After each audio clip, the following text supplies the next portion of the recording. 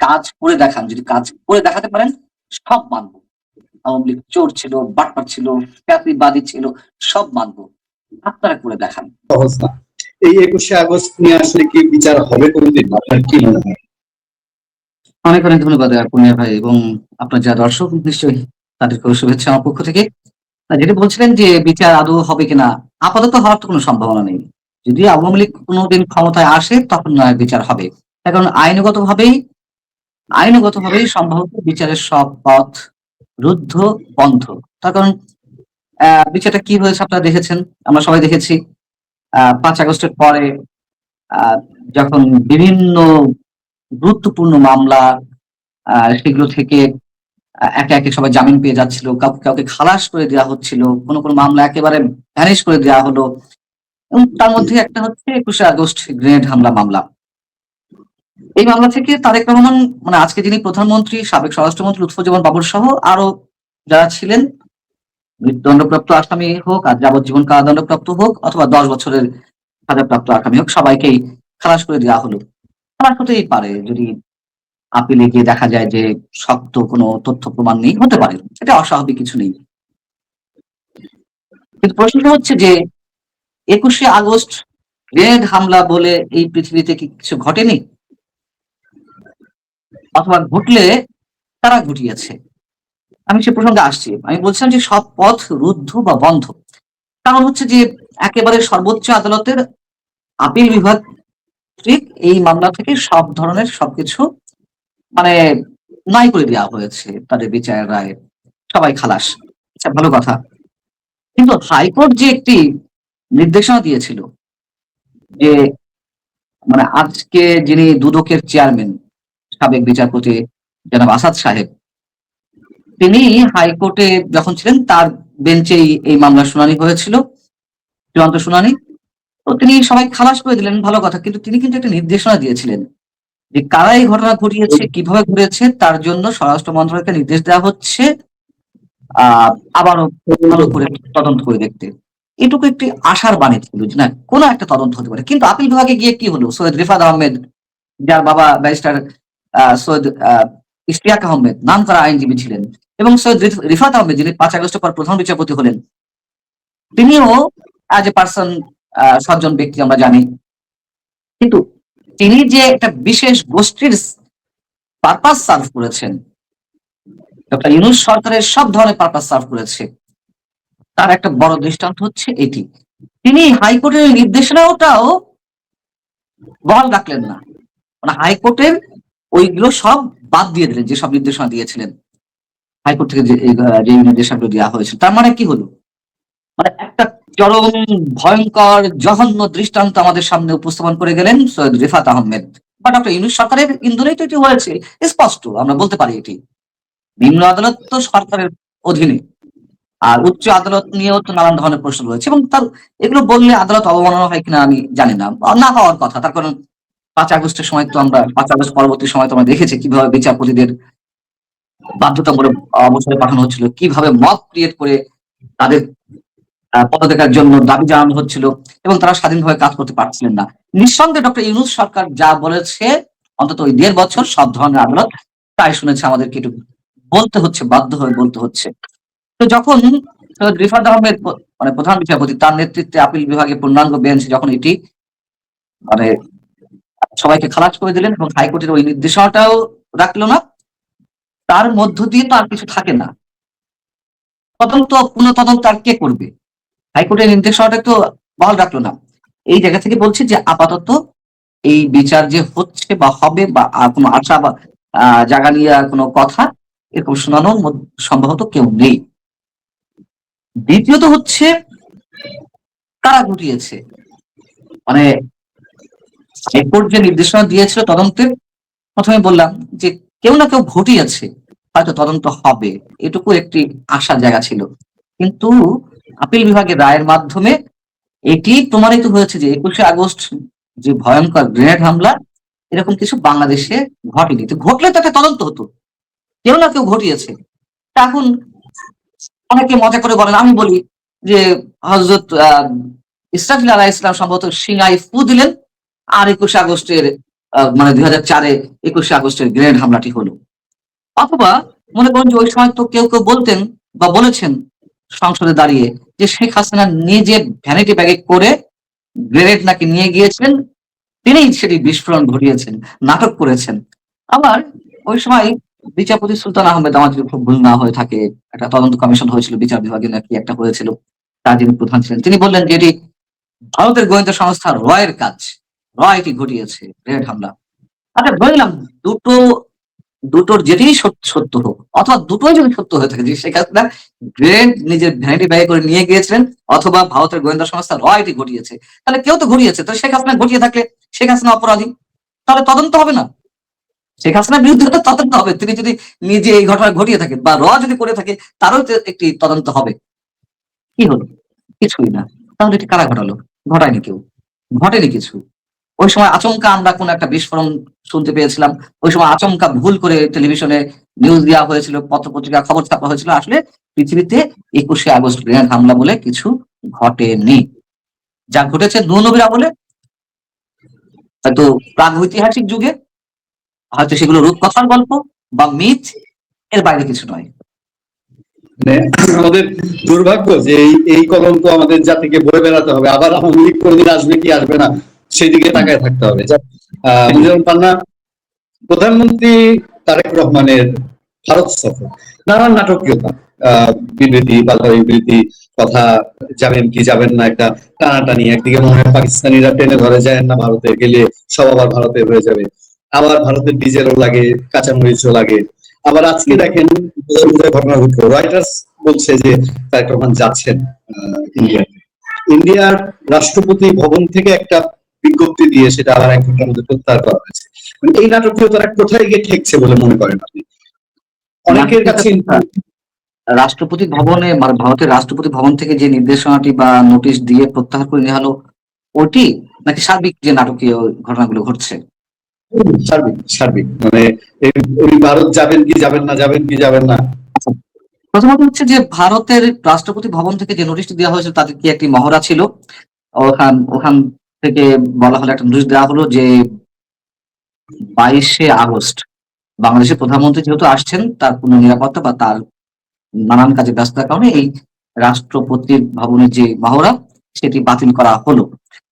এই যে নোটিশটি ভুল করে হোক আর যেভাবে দেওয়া হোক, এটি প্রমাণ করে যে তলে তলে কিছু ঘটছিল এবং দুই পক্ষ থেকেই, মানে ভারত এবং বাংলাদেশ দু রাষ্ট্রের পক্ষ থেকেই তারেক রহমানের সফর নিয়ে মোটামুটি একটি নিশ্চয়তা, মোটামুটি একটা নিশ্চয়তা ছিল বা প্রাথমিক একটি সিদ্ধান্ত হয়েছিল।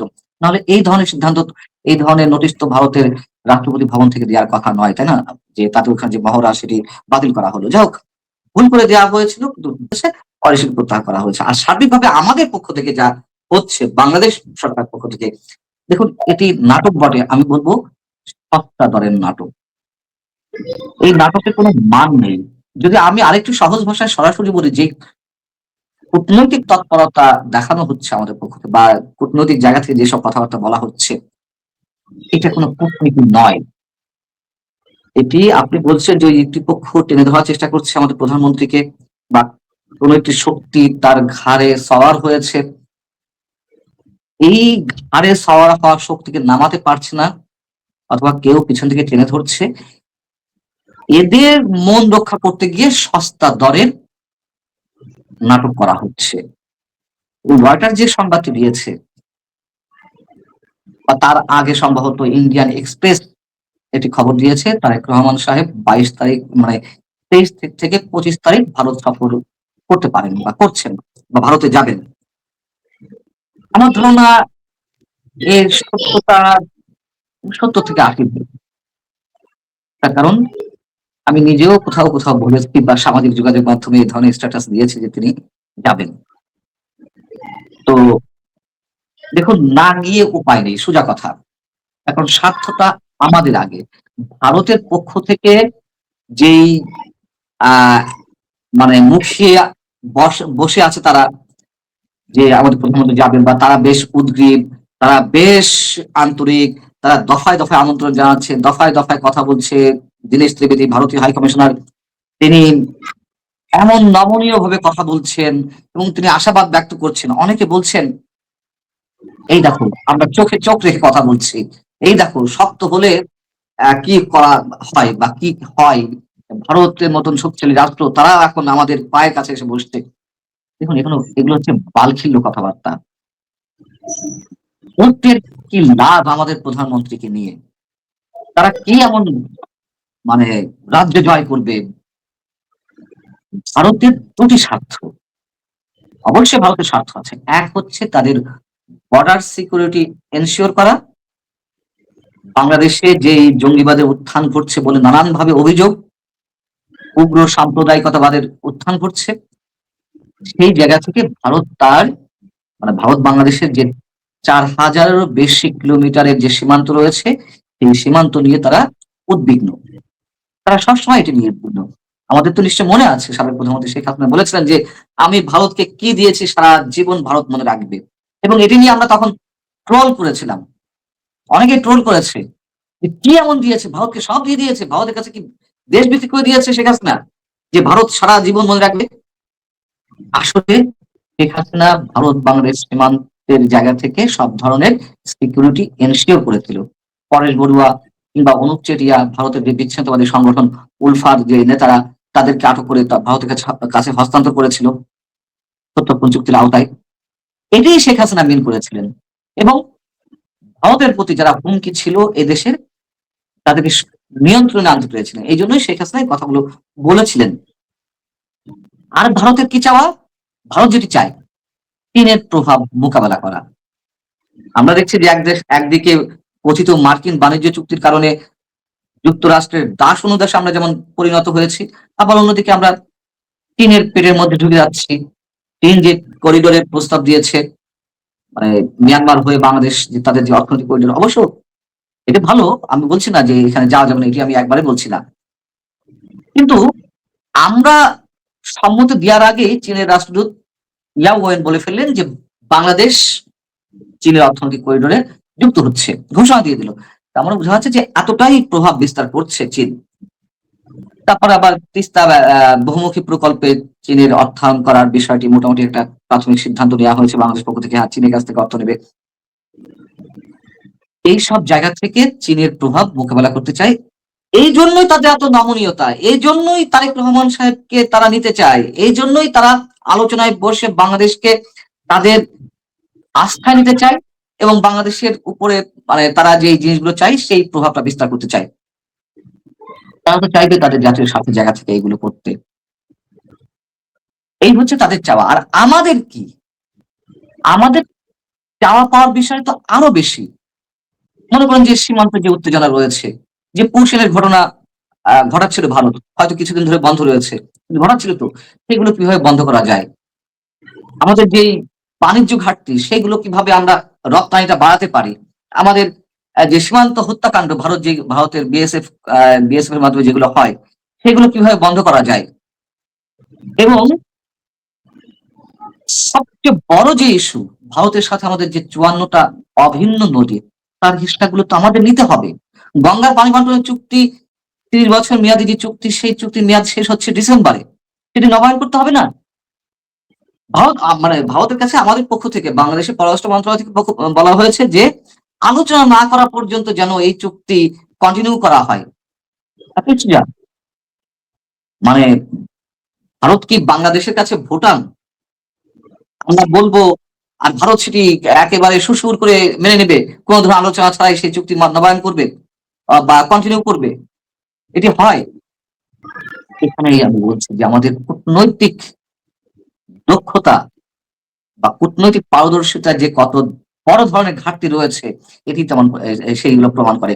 এবং আরো বেশি যেটি নিয়ে অনেক বেশি সমালোচনা হয়েছে যে পররাষ্ট্র মন্ত্রণালয় থেকে যে কয়েকদিন আগে একটি বিবৃতি দেওয়া হলো যে শেখ হাসিনাকে প্রত্যর্পণ চুক্তির আওতায় ফেরত দেওয়া সহ ওসমান হাদির হত্যাকাণ্ডে যারা অভিযুক্ত আসামি তারা যে ভারতে রয়েছেন তাদেরকে ফেরাতে হবে এবং আওয়ামী লীগের অন্যান্য পলাতক আসামি যারা রয়েছে তাদেরকেও ফেরত দিতে হবে।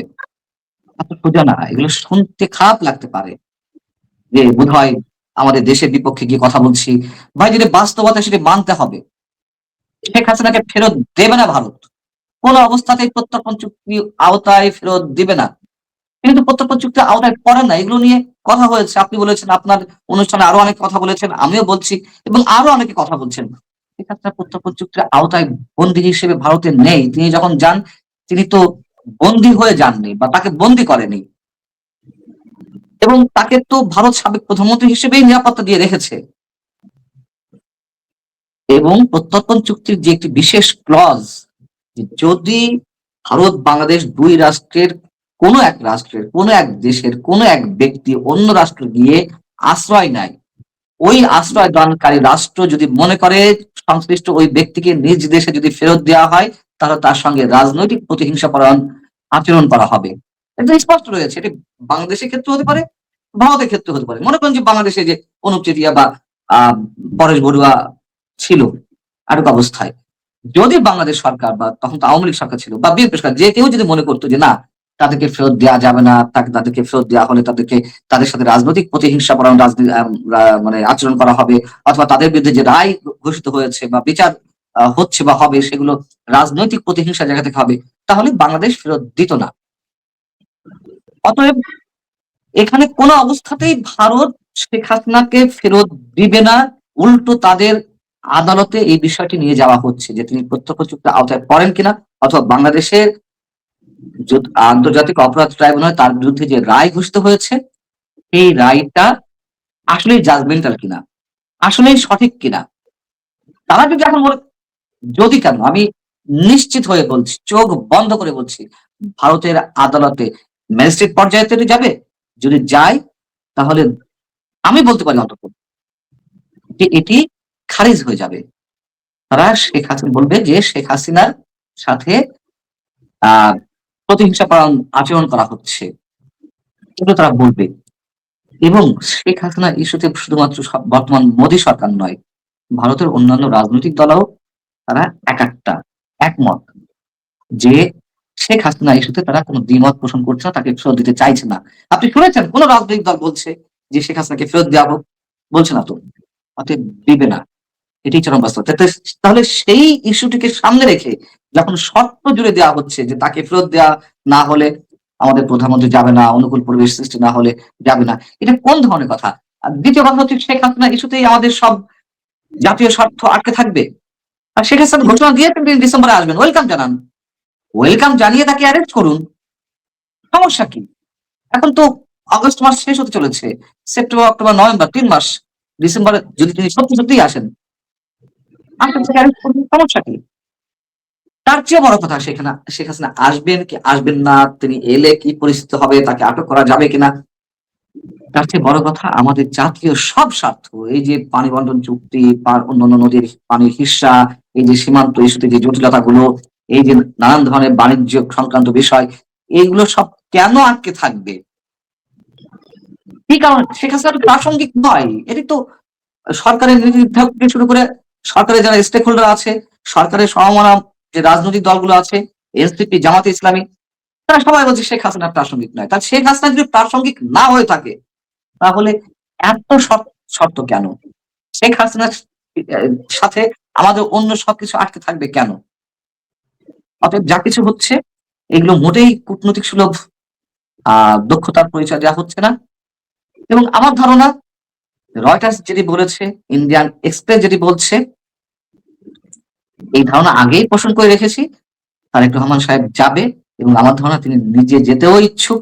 তিনি এত কাঁচা মানুষ নন, এত কাঁচা বুদ্ধির মানুষ নন যে তিনি এত মানে কি বলা যায়, এটি একেবারে অসামঞ্জস্যপূর্ণ কোন ধরনের কোন তার নীতির পরিচয় দিবেন।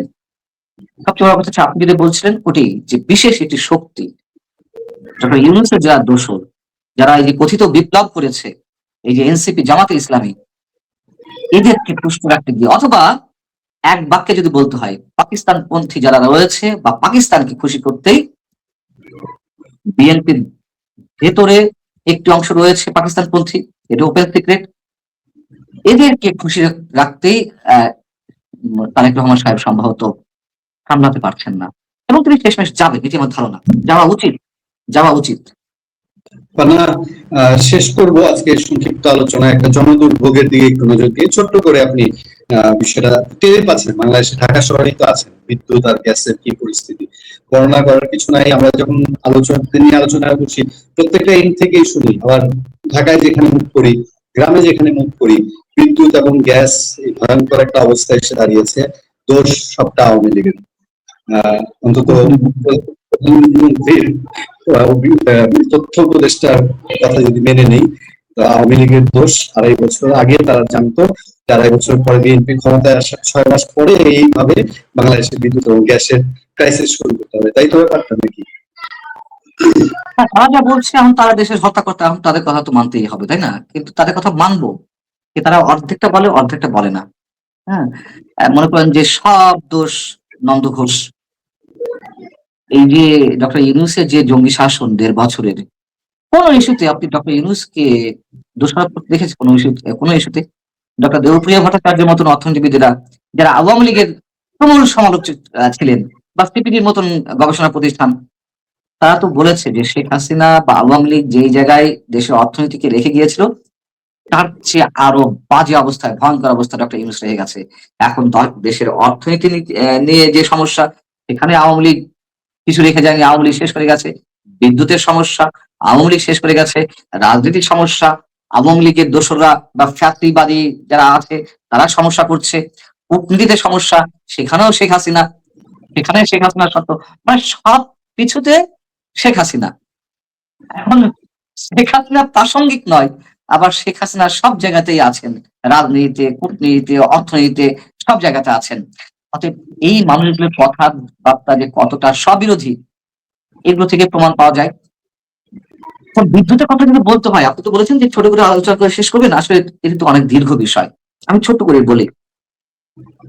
দেখুন, বিদ্যুতে হাজার হাজার কোটি টাকা লুটপাট হয়েছে, দুর্নীতি হয়েছে। এটি চরম সত্য কথা আওয়ামী লীগ আমলে। আমি যখন মাঠের সাংবাদিকতা করতাম, তখন আমার কয়েকটি বিট ছিল নির্দিষ্ট, তার মধ্যে একটি বিট ছিল জ্বালানি বিট। তো জ্বালানি বিটে কাজ করতে গিয়ে মোটামুটি এইসব সম্বন্ধে আমার কিছু ধারণা আছে। আমি মহাপণ্ডিত নই, কিছু ধারণা আছে। সত্য কথা যে আমরা আমদানি নির্ভর হয়ে থেকেছি, আমরা আমাদের নিজস্ব শক্তি কাজে লাগাইনি, তা নিয়ে নানান ধরনের বিতর্ক রয়েছে। কিন্তু 2013-14 থেকে 2024 পর্যন্ত হাতে গোনা 2-4টা দিন বা একটা সংক্ষিপ্ত সময়, খুবই ক্ষুদ্র সময় ছাড়া লোডশেডিং কি আমরা তো ভুলে গিয়েছিলাম। বাংলাদেশে 30,000 মেগাওয়াট বিদ্যুৎ উৎপাদন সক্ষমতা অর্জন করেছিল, মানে অর্জনের জায়গায় নিয়ে গিয়েছিল। যে প্লান্ট স্থাপন করা হয়েছে। আর বিদ্যুতের সর্বোচ্চ উৎপাদন দাঁড়ালো 17,000 থেকে 17,000 প্লাস মাইনাস 17,200 বেশি মেগাওয়াট বিদ্যুৎ উৎপাদন হয়েছে। বিএনপি যখন 2006 সালে ক্ষমতা থেকে যায়, তখন বিদ্যুতের উৎপাদন ছিল 3,200 মেগাওয়াট। মানে আমি সরি, বিএনপি যখন ক্ষমতা আসে 2001 সালে, 4 দলীয় জোট সরকার, আর যখন ক্ষমতা থেকে যায় 2006 সালে, তখন বিদ্যুৎ উৎপাদন ক্ষমতা ছিল, উৎপাদন হতো 3,600 মেগাওয়াট। অর্থাৎ 5 বছরে মাত্র 400 মেগাওয়াট বিদ্যুৎ যোগ করতে পেরেছিল জাতীয় গ্রিডে।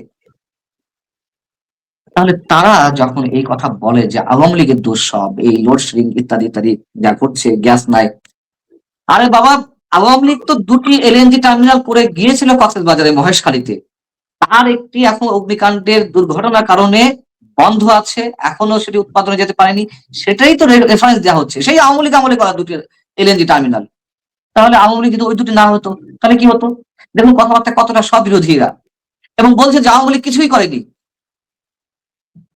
এবং প্রধানমন্ত্রীও বলেছেন, খোদ প্রধানমন্ত্রী। আমার কষ্ট হয় যে প্রধানমন্ত্রীকে এইসব তথ্য কারা দিন, কারা দিচ্ছে? প্রধানমন্ত্রী যে বিভিন্ন সময় তার বক্তব্যে ভুল তথ্য বা অসত্য তথ্য, অথবা মানে বাস্তবতা নির্ভর নয় এমন সব তথ্য দিচ্ছেন মাঝে মধ্যে, অথবা তার স্লিপ অফ টাং হচ্ছে কিনা আমরা জানি না, তাকে তো মানুষের কাছে হাস্যরসের পাত্র করা হচ্ছে একটি বিশেষ গোষ্ঠী, তার মিডিয়া উইং এর অথবা অন্য কেউ। আমার ধারণা ইচ্ছাকৃতভাবে এগুলো দিচ্ছে তাকে বিপদে ফেলার জন্য। শেষ করতে চাই, মোদ্দা কথায় 6 মাস হয়ে গেল, বিএনপির প্রস্তুতি কি? ঠিক আছে, সব আওয়ামী লীগের দোষ। বিএনপি গত 6 মাসে কি প্রস্তুতি নিয়েছে? কয়েকটি দরপত্র আহ্বান করেছে, কয়েকটি টেন্ডার আহ্বান করেছে। এই আর উদ্যোগ, আর প্রস্তুতি। শুনুন, মানুষ এগুলো শুনে আর অভ্যস্ত হচ্ছে না। এগুলো পুরনো বিষয়। মানুষের পিঠ দেয়ালে ঠেকে গেলে কে কতটুকু উৎপাদন করে গেছে আর কে কতটুকু পারছে না, কার কারণে পারছে না, এগুলো মানুষ দেখবে না। এটাই চরম বাস্তবতা। মানুষ দেখবে এখন আমার সামনে কি? বিদ্যুতে হাজার, হাজার কোটি টাকার দুর্নীতি হয়েছে, লুটপাট হয়েছে। আমি আবারও বলি আওয়ামী লীগের সরকারের সময়। কিন্তু তার বদলে যে তাৎক্ষণিকভাবে যেই বিদ্যুতের উৎপাদন বাড়ালো Awami League, quick rental power plant দিয়ে হোক, রেন্টাল পাওয়ার প্ল্যান্ট দিয়ে হোক, যেভাবে হোক, আপৎকালীন সময়ে যেভাবে আওয়ামী লীগ ফ্যাট দিয়েছে, তার কারণে যে অর্থনৈতিক চাকা ঘুরেছে, শিল্প কলকারখানায় উৎপাদন বেড়েছে, সেটি তো একটা জায়গায় নিয়ে গেছে বাংলাদেশকে। এখন কি হচ্ছে? একটার পর একটা বিদ্যুৎ কেন্দ্র শাটডাউন হচ্ছে। এদিকে ৯০০ র মতন টেক্সটাইল, শুধু ৯০০ র মতো টেক্সটাইল ইন্ডাস্ট্রিজ বন্ধ হয়ে গেছে। হাজার, হাজার মানুষ বেকারত্বের দিকে যাচ্ছে। এর প্রভাব বিএনপি কতটুকু অনুধাবন করতে পারছে আমরা জানি না। যদি অনুধাবন করে ভালো, আওয়ামী লীগকে দোষ দিন, সব করুন, কিন্তু কাজ করে দেখান। কাজ করে দেখান। যদি কাজ করে দেখাতে পারেন, সব মানব। আওয়ামী লীগ চোর ছিল, বাটপার ছিল, ফ্যাসিবাদী ছিল, সব মানব। আপনারা করে দেখান।